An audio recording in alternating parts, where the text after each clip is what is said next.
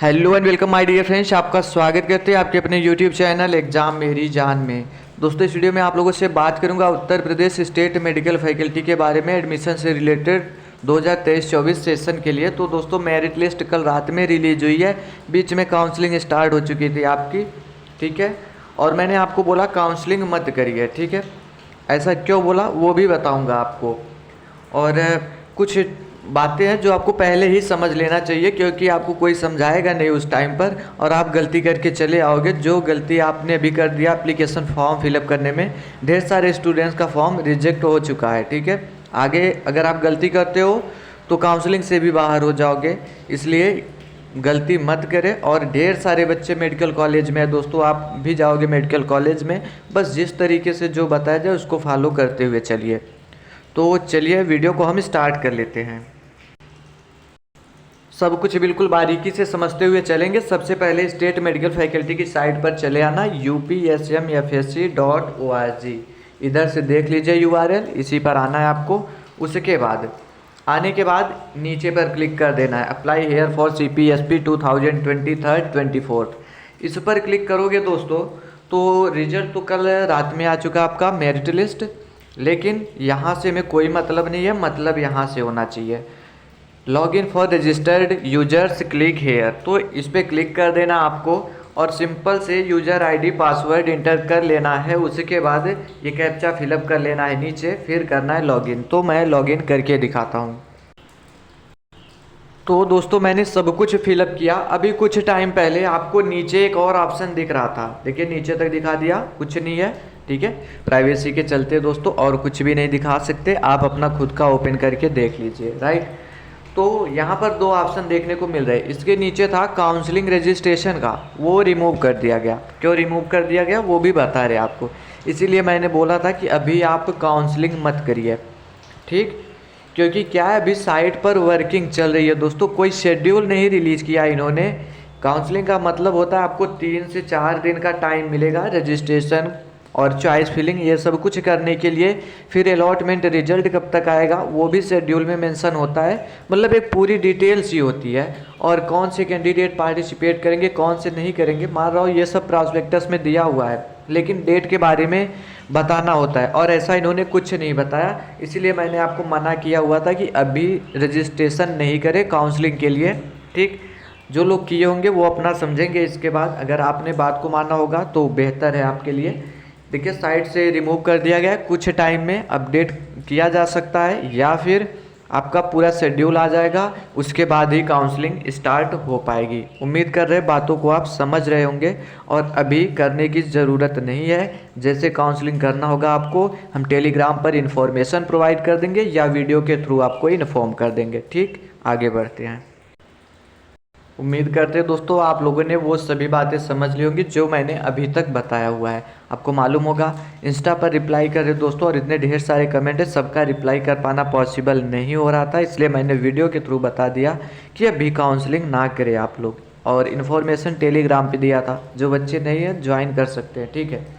Counselling प्रक्रिया जो यहाँ पर लिखा है इसको समझ लीजिए दोस्तों, और बिल्कुल अच्छे से समझ लीजिएगा, नहीं तो 5,000 रुपये आपके चले जाएंगे और आप पछताते रह जाओगे। देख लेते क्या कुछ इसमें है। तो देखिए 2 काउंसलिंग होनी है, फर्स्ट काउंसलिंग सेकेंड काउंसलिंग, ठीक। कुल 2 चक्रों प्रथम द्वितीय में ऑनलाइन काउंसलिंग संपन्न की जाएगी। प्रथम चक्र से प्रवेशित अभ्यर्थी द्वितीय चक्र में अपग्रेडेशन स्थानांतरण हेतु आवेदन कर सकता है। इसका मतलब क्या हुआ, एक होगी फर्स्ट काउंसलिंग, एक होगी सेकेंड काउंसलिंग। अगर फर्स्ट काउंसलिंग में आपको सीट अलॉट हो जाता, आप संतुष्ट नहीं, उससे दूसरा कोई कॉलेज चाहते हो या दूसरा कोई डिप्लोमा कोर्स चाहते हो, तो सेकेंड काउंसलिंग में पार्टिसिपेट कर सकते हो। यदि द्वितीय चक्र के उपरांत सीटें रिक्त रह जाती हैं, ठीक है, अगर फर्स्ट काउंसलिंग हुआ सेकेंड काउंसलिंग हुआ उसके बाद भी सीटें वैकेंट है तो मॉपअप काउंसलिंग होगी और उसके लिए अलग से गाइडलाइन रिलीज की जाएगी। ऐसा ये बता रहे। क्या हो गया, मेरा टच क्यों नहीं काम कर रहा, ओके।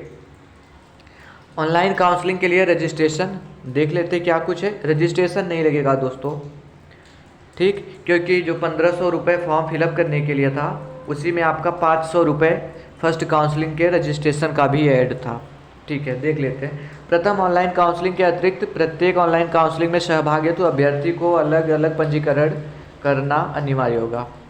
ऑनलाइन काउंसलिंग के पंजीकरण हेतु अच्छा, रजिस्ट्रेशन फॉर काउंसलिंग के लिंक को क्लिक करें। ठीक, वो जब आया था अभी और हटा दिया गया, उस पर कुछ होगा नहीं अभी। अभ्यर्थी ऑनलाइन काउंसलिंग के पंजीकरण के लिए अपने लॉगिन आईडी और पासवर्ड का इस्तेमाल करेंगे। ठीक है, यूजर आईडी, यूजर पासवर्ड। और अभी भी बच्चे रिजल्ट अपना नहीं देख पा रहे तो आप अपनी ईमेल आईडी ओपन कर लीजिए जो फॉर्म फिलअप किए हुए थे। ठीक है, वहीं पर आया होगा यूजर आईडी एंड पासवर्ड, उसको इंटर करके रिजल्ट चेकआउट कर लीजिए। राइट। प्रथम ऑनलाइन के अतिरिक्त प्रत्येक ऑनलाइन काउंसलिंग में भाग लेने के लिए अभ्यर्थी को प्रति राउंड 500 रुपये, ठीक है, रजिस्ट्रेशन फीस देना होगा और ये नॉन रिफंडेबल होगा, मतलब रिफंड नहीं होगा। बोला है प्रथम में नहीं करना, बाकी में करना होगा। आगे देख लेते हैं। काउंसलिंग शुल्क जमा करने के उपरांत ऑनलाइन काउंसलिंग हेतु रजिस्ट्रेशन की प्रक्रिया पूर्ण होगी। पहले आपको रजिस्ट्रेशन फीस सबमिट करना होगा ₹5000। आगे बढ़ जाते हैं। और दोस्तों जब कुछ स्टार्ट होगा तो हम प्रोसीजर बताएंगे पूरा, बिल्कुल घबराने की ज़रूरत नहीं है आप लोगों को।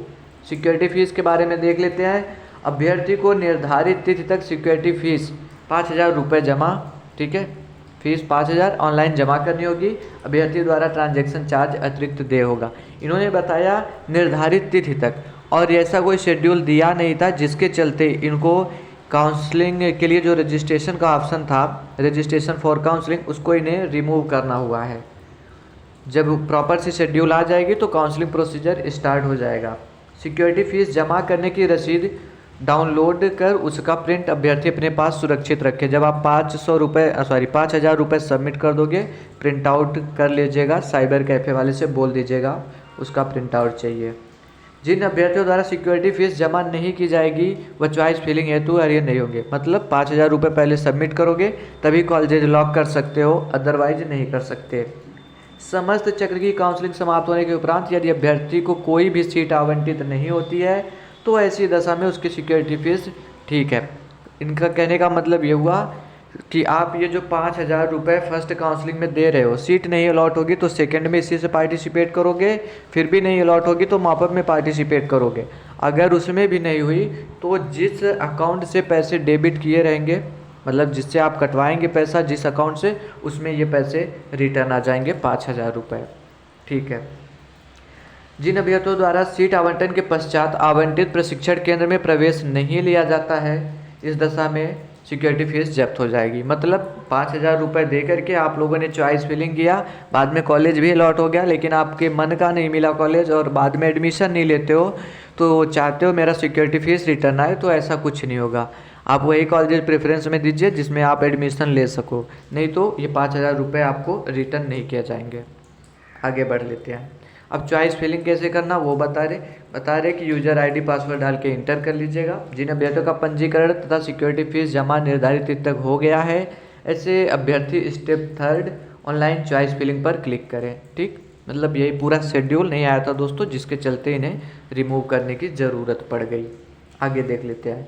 अगले पृष्ठ पर आपके आवेदन का पूरा विवरण खुल जाएगा। उस विवरण को मिलाने के बाद चॉइस फिलिंग बटन पर क्लिक करें। अगले पृष्ठ पर चॉइस फिल करने का फॉर्म खुल जाएगा। अभ्यर्थी अपनी योग्यता और शैक्षिक वरीयता के अनुसार वरीयता क्रम में उपलब्ध सभी विकल्पों के आधार पर प्रशिक्षण केंद्र और प्रशिक्षण का चुनाव करने हेतु स्वतंत्र है। अभ्यर्थी उसी प्रशिक्षण केंद्र में प्रशिक्षण जिसमें वह प्रवेश लेने का इच्छुक हो।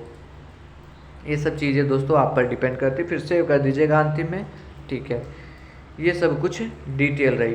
फिर सीट आवंटन होगा, मतलब बोले तो सीट अलॉटमेंट रिजल्ट होगा आपका। सीधा सीधा मतलब क्या आया, उसी कॉलेज को प्रेफरेंस में रखिए जिसमें आप करना चाहते हो। ऐसा नहीं कि आपने रैंडम से कोई भी कॉलेज उठा के दे दिया, बाद में सीट अलॉट हो गई, आप चाहते हो एडमिशन नहीं लें और 5000 रुपये रिटर्न हो जाए, तो 5000 रुपये नहीं रिटर्न होंगे। हालांकि स्टेट मेडिकल फैकल्टी इस बार थोड़ा सा इसमें आपको रियायत दे रही है कि नेक्स्ट काउंसलिंग में 5000 फिर से सबमिट करोगे तो काउंसलिंग में पार्टिसिपेट कर पाओगे सेकेंड में। लेकिन प्रीवियस ईयर में ऐसा कभी नहीं हुआ था दोस्तों। एक बार अगर कर दिया आपने और एडमिशन प्रोसीजर नहीं कंप्लीट किया तो फिर पूरी काउंसलिंग भर में आप मतलब काउंसलिंग नहीं कर सकते थे, ना तो सेकंड में ना तो मॉपअप में। ठीक है, ये गलती आप नहीं करेंगे। और जो ये 5000 रुपये होंगे दोस्तों, सीट अगर आपको अलॉट हो जाएगी, बाद में ये पैसे इंक्लूड हो जाएंगे किस में, डॉक्यूमेंट वेरिफिकेशन कराने जाओगे, जहाँ पर फीस डिपॉजिट करोगे अपने ट्रेनिंग सेंटर में, जो भी कॉलेज अलॉट होगा उसमें ऐड हो जाएंगे। मतलब वहाँ आपको 19000 रुपये जमा करना होगा। ठीक, यही रहा। और इसके अलावा दोस्तों कुछ भी नहीं है। और आपका अगर ये क्वेश्चन है कि सर हमको रजिस्ट्रेशन करने के लिए, काउंसलिंग के लिए क्या कुछ डॉक्यूमेंट्स लगेगा, तो कुछ भी नहीं लगेगा। यूज़र आईडी होनी चाहिए, यूज़र पासवर्ड होना चाहिए, आपके पास वो फ़ोन होना चाहिए, मतलब ईमेल आईडी होनी चाहिए, वो कॉन्टैक्ट नंबर जो फ़ोन नंबर आपने दिया हुआ है वो नंबर होना चाहिए। इसके अलावा कुछ भी नहीं लगने वाला है। ठीक, मैंने अपने तरीके से आपके डाउट्स को क्लियर करने की कोशिश की। और दोस्तों काउंसलिंग कब से आपको स्टार्ट करना है, कब नहीं करना है, सब कुछ बताऊंगा। ठीक है, चैनल पे बता सकता हूँ, टेलीग्राम पे बता सकता हूँ, तो बेहतर होगा आप दोनों जगह पर ज्वाइन कर लें। ठीक, कोई क्वेश्चन हो कमेंट बॉक्स में कमेंट करें। Thanks for watching this video.